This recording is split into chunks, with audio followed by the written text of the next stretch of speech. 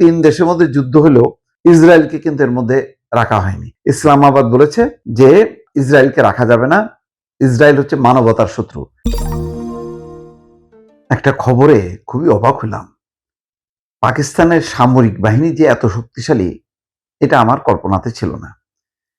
এখন দেখা যাচ্ছে শুধু নিজের দেশে না, পুরো মধ্যপ্রাচ্য জুড়ে পাকিস্তানের সামরিক বাহিনীর বিমানগুলো পাহারা দিচ্ছে যাতে ইসরায়েল কোনো রকম শয়তানি করতে না পারে।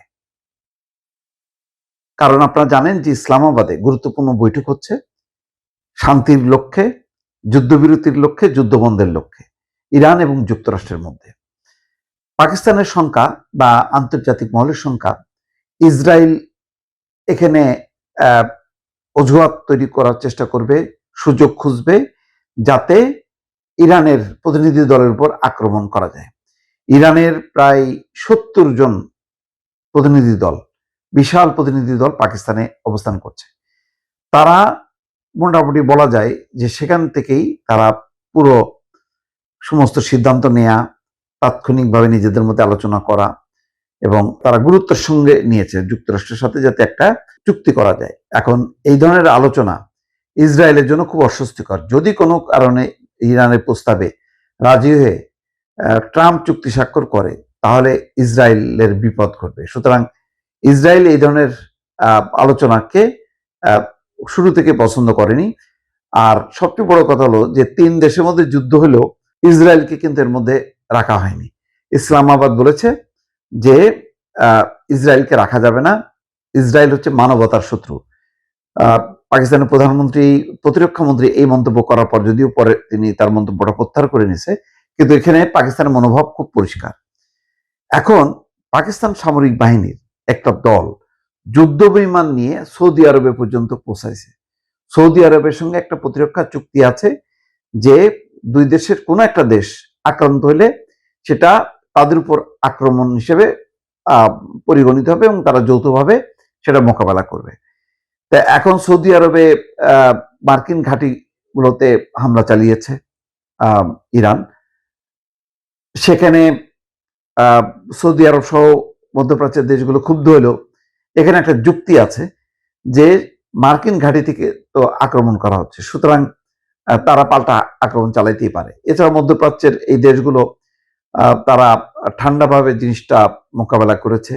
ইরানের সাথে যুদ্ধ জড়ালে বিপদটা আরো বাড়বে এবং স্থায়ী একটা শত্রুতা তৈরি হবে। সুতরাং সৌদি আরব, আমিরাত এরা নীরবে সহ্য করেছে। এখন পাকিস্তানের সামরিক বাহিনী সেখানে হাজির হয়েছে। বলা হচ্ছে পাকিস্তানের সামরিক বাহিনীর একটি দল সৌদি আরবের ইস্টার্ন সেক্টরের কিং আব্দুল আজিজ বিমান ঘাঁটিতে এসে পৌঁছেছে।